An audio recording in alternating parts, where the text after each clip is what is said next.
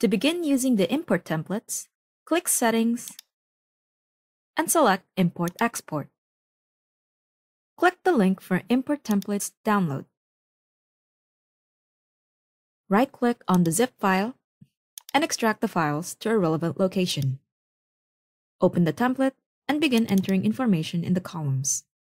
In this example, we will populate the password import template. The system automatically creates the Passportal ID, so leave this column blank.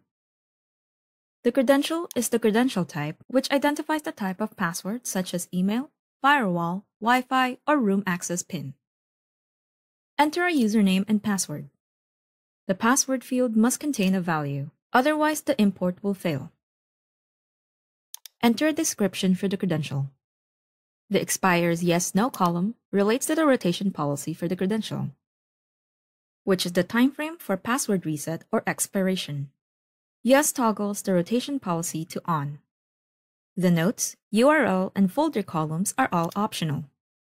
If the folder column contains a value, a new folder is created on a successful import and appears under the client. Save the file.